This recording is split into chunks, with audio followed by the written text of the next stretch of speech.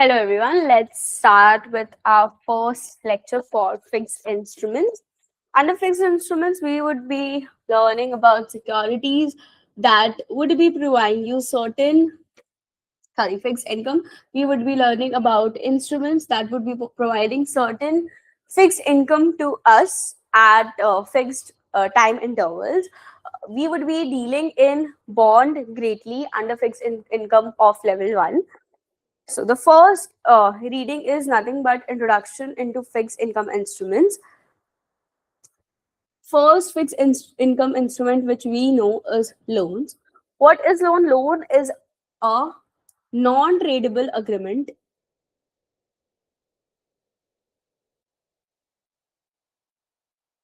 between the buyer and the seller. That is, if I have taken some loan from a person, so I have bought the loan. This is a private and non-tradable agreement between the giver of the loan to me and the person who has provided the loan to me. So after, I'm supposed to pay what? I'm supposed to pay certain interest rate payments to that person. Whatever interest rate payments we have decided upon, I'm supposed to pay to that person. And after the tenure of the loan, I'm supposed to be repaying the person the principal amount.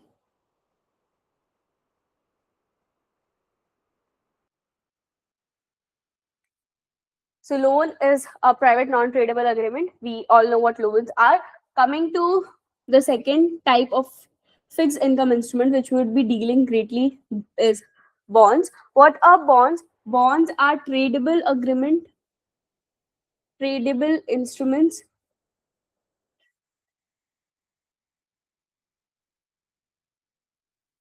They are standardized and they represent a debt instrument. Loans are what? Loans are customized. That if let's say you want some money and you have asked your friend for certain money, that okay, I will be paying you this money after certain time period. What interest rate would be you be charging me? Now the whatever money you have decided upon, that is customized. That is what the money you require. The interest rate your friend would be charging you would also be customized because of the relationship you have with that person. That the person is your friend. But in case of bonds, it is standardized. Whatever the interest rates or the coupon payments are, like if a company comes up with bonds, that the company needs money in the money, some sort of money the company needs. For that money, the company has issued bonds. Now whoever persons have bought that bond, the company have promised that they would be paying 5% coupon payments to them. Now this is not customized to person. Whoever has bought the bonds, the company would be paying 5% coupon to them. Doesn't matter if it's you, me, or any third person. So this coupon payment is standardized here. Whatever the tenure of the bond is, that okay, I would be basically company has calculated that I would be needing this sort of money for 15 years, and after 15 years I would be in a position to fund my expenses. So the tenure of the bond is also fixed. It is not customized to your wishes. There can be some units also that you have to trade into multiples of this units, that okay, 10, 20, 30. You can't just say and come and say that okay, I need only one bond. There would be minimum investment required, that you have to pay at least, you have to buy at least this much amount. So these are what bonds are. Bonds are standardized tradable instruments and they represent a debt instrument. If company has issued bonds, so it would be a liability for them and not asset. So whoever person has bought these bonds, this 5% coupon bonds, they would be lending some capital to the company. So this capital is called as principal par or face value. So investors lend such capital to the company. Then we have discussed what coupon payments are. If the company has promised that they would be paying you 5% of the coupon payments, so it means that they would be paying you 5% of the face value. In India, generally coupon rates are semi-annually. That is, if they have told you that they would be paying you 5% of the face value in an year, so they would be paying you two coupon payments in a year. Semi-annually, in a period, in a gap of 6 months, they would be paying you coupon payments. That is, they would be paying you 2.5% of the face value of the bond each 6 months. In the duration of every 6 months, they would be paying you 2.5%. So this is what coupon payments are. Who are the issuer of the bonds? The issuer of the bonds can be anyone. The issuer of the bonds can be government, it can be state governments, it can be companies or corporations who need money. Companies can even come with asset backed securities. That is, they can set up a special entity.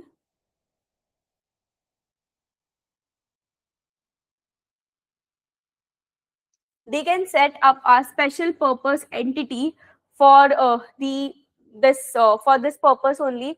Like, let's say I have a company. This company has a company is there. This company has paid some money to a person, to another company, let's say. So the company has issued this loan. Now the company want to remove this liability from the balance sheet of the company. The company can set up a special purpose entity. The company can sell this loan to this SP. That is, the company would be paying this SP with this loan. The SP would be buying this loan from this company. So the company is selling this loan to this SP. Now the company has removed this loan from the its balance sheet. This loan is now lying with the SP. So this company, whatever the loan interest payments and whatever the principal value are, this company would be paying these amounts to SP. So this company has nothing to do with this whole arrangement now. Now this SP, what it would do? This SP can issue bonds.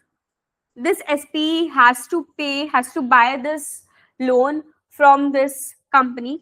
Now, in order to buy this loan from this company can issue bonds. Now, whatever amount of money the company would be getting from the investors of the bond, or from the buyers of the bond, this company would be giving it to this company in order to buy the loan. The SP needs to pay coupon payments and principal value to the buyer of the bonds. How would the SP be doing this? The SP would be doing this from the interest payments and the repayment of the principal amount the SP would be getting from the person who had taken the loan at the first moment. So this is what asset-backed securities are. Asset-backed securities or mortgage-backed securities.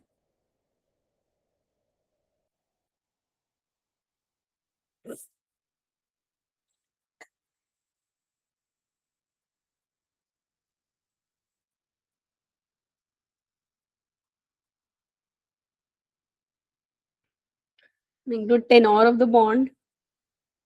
So the maturity of the bond can be either very short or can be long. There are money market bonds, and then there are capital market. If the tenor of the bonds is less than 1 year, we call them money market bonds. And if the tenor is greater than 1 year, we call them capital market bonds.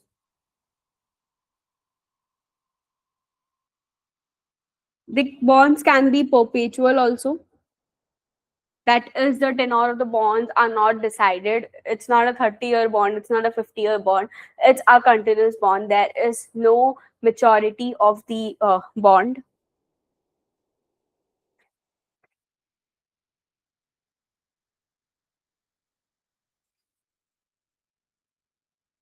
Into frequency of coupon payments. Frequency of coupon payments can be anything. The coupon payments can be made quarterly. The coupon payments can be made semi-annually. In India, generally the coupon payments are paid. Coupon payments are made semi-annually. Generally, the frequency can be anything. It can be four. It can be two. It can be one. Or it can be the case that no coupon payments are made. We call these kind of bonds as zero coupon bonds. Let's say the tenor or the maturity of the bond is 2 years. So what zero coupon bond does that? Okay,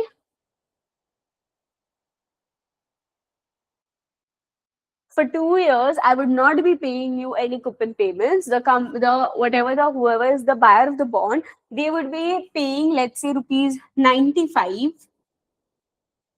for the bond. The face value of the bond may be rupees 100, but because they are not getting any coupon payment, they would be, let's say, paying a discounted value. They can be buying the bond at rupees 95, and the maturity of the bond can be rupees 120. So there would be no coupon payments in between. Whatever the profit they would be making is between what the maturity price of the bond is and at what price have they bought the bond.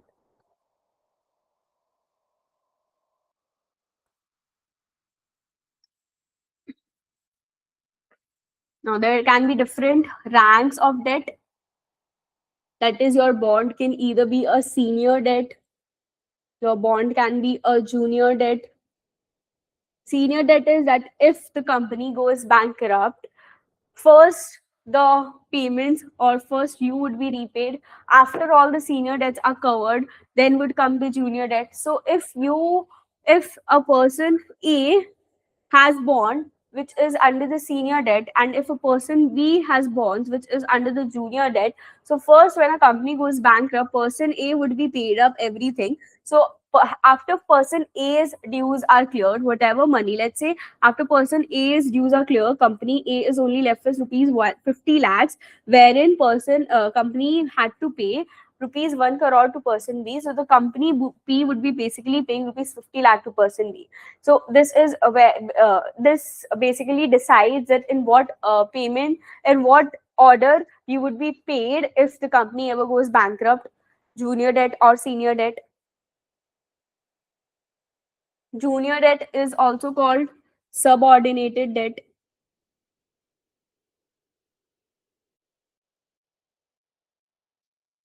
So the level of the debt you are in also decide the amount of risk you are holding in your investments.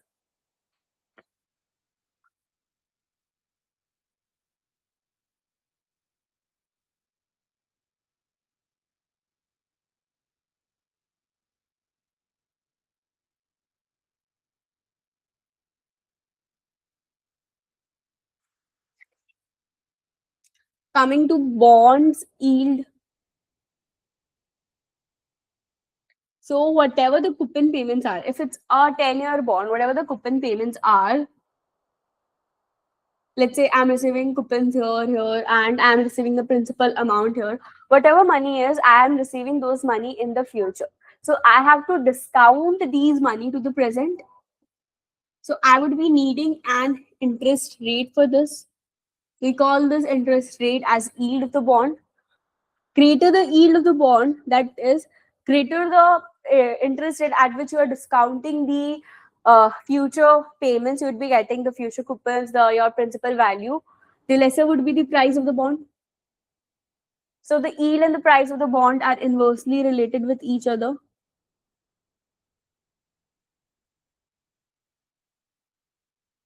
And greater the maturity of the bond, like if it's a 30-year bond, you have, let's say you have a 10-year bond, you have a 30-year bond, and you have a 50-year bond. There's a company who has issued these bonds.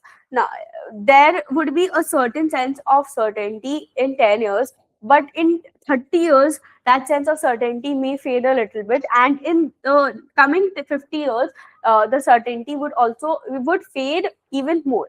That is, maybe I'm a little sure that okay, in 10 years the company is going to do good. Whatever the investments the company has today, whatever the whatever the area of work the company is doing, that looks good. So in 10 years the company would be surviving better. So in 10 years I am expecting the company would be paying me the coupon payments and my principal amount also. But in 30 years I'm not so sure. Maybe maybe new companies would come in and grab the position of the company, and in 50 years this uncertainties even rises. So as time increases, you would, like, the maturity of the bond increases, the uncertainties also increases, and so the price you would be ready to pay for a 50-year bond would be less than the price you would be ready to pay for a 10-year bond. So as time increases, your yields would increase, because if your yield increases, your price of the bond would decrease. So this is what the logic was. So if time increases, your yield of the bond increases. So if I have time and I have yield, it would have an upward rising curve.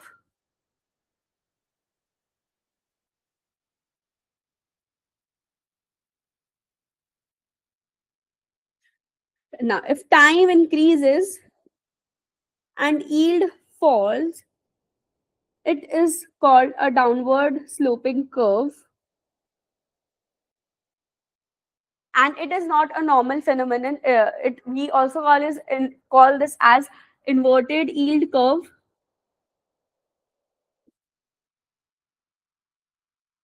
So let's say the economy at present is not good. Currently, the economy doesn't look very good, but so whatever investments I'm making today, I feel that it's very risky because of whatever the situations the economy is in. So for 10 years, I believe the economy is not going to do good.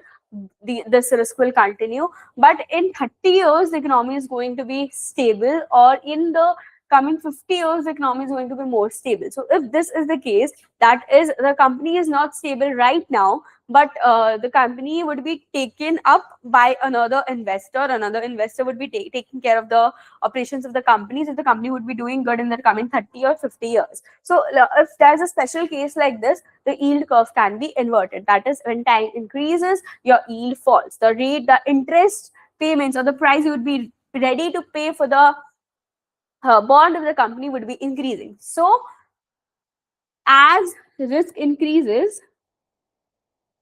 yields increases. We would be learning this in greater details.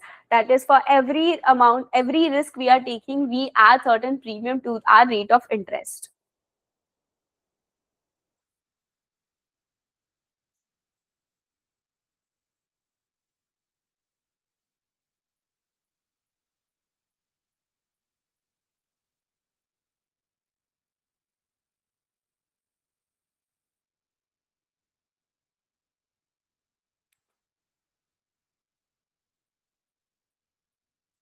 Coming to sources of repayment.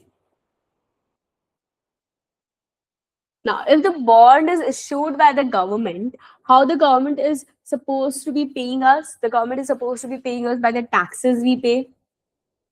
Like whatever the coupon payments or the principal amounts, or the government is supposed to be paying us from the taxes, the revenues government gets from the taxes, or any economic activity the government is doing.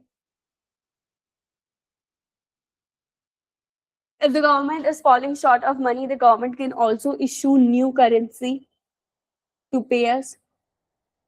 So the government or the central government bond is considered to be the safest kind of bond. Then comes the local government bond. Local government bond can also pay us from the state taxes we pay. Then the local government bond can pay us from the toll roads. The companies would be paying us from whatever ventures they have. They have invested our money. They would have issued bonds to invest that money into some ventures, so they can be paying us from the profit from those ventures, or for the profit from the companies, or from the company's profit. There is a term called lien or pay pledge.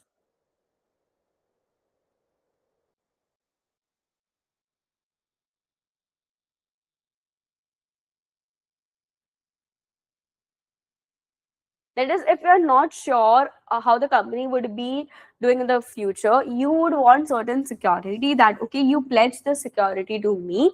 And if you are unable to fulfill the requirements, you are unable to pay the coupon payments and the principal amount, I would be taking the security from you as, as basically my return. So if this is the case, that if an asset is pledged to you as a collateral against your investment in a bond, it is called a secured bond.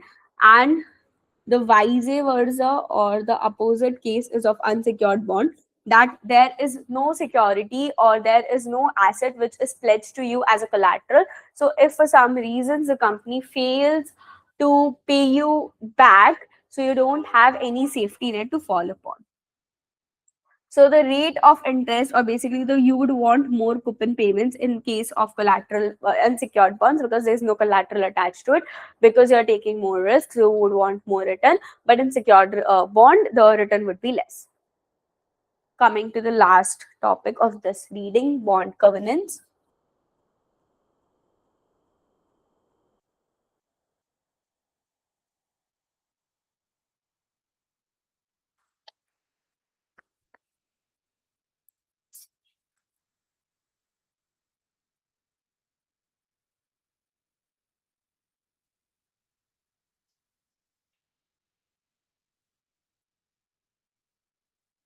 Covenants are what? Covenants are certain legal rules that are decided or attached upon on the bonds. So we have two types of covenants. We have affirmative covenants and we have negative covenants. Affirmative covenants just tells the issuer that certain conditions or certain requirements must be fulfilled.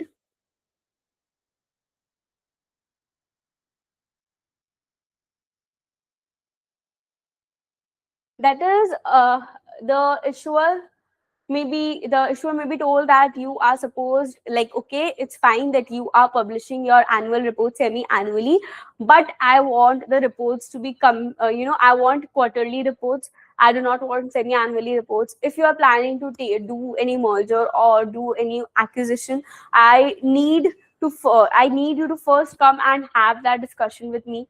So these can be affirmative covenants. So two examples of affirmative covenants are cross default or pari passu. The cross default is that if you have defaulted on any debt, so it would automatically be assumed that you have defaulted on me also, and I would want the interest payments and whatever the principal amount is to be repaid at that time itself, and not wait when the situations get even worse.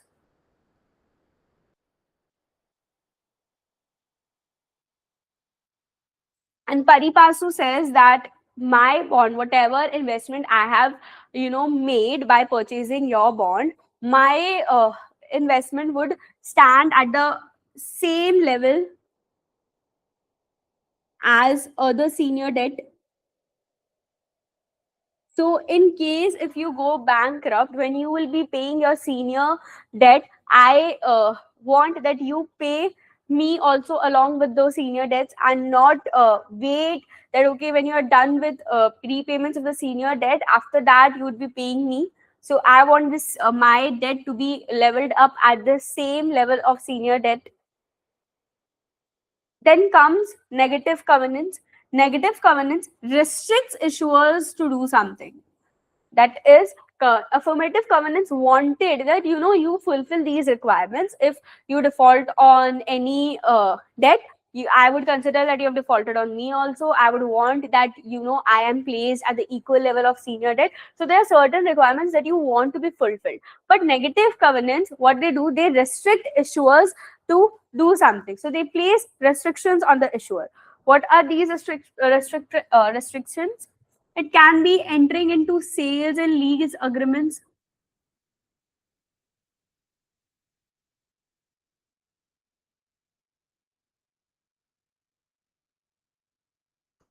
Pledges of collateral, like if you have pledged certain collateral to me that okay, if I'm unable to pay you back the money, this whatever the rent is coming from this building, this would go to you. So you can't pledge the same collateral, the same building to some other person. So the pledges of collateral, there is a restriction placed in that, or it can be issuance of debt.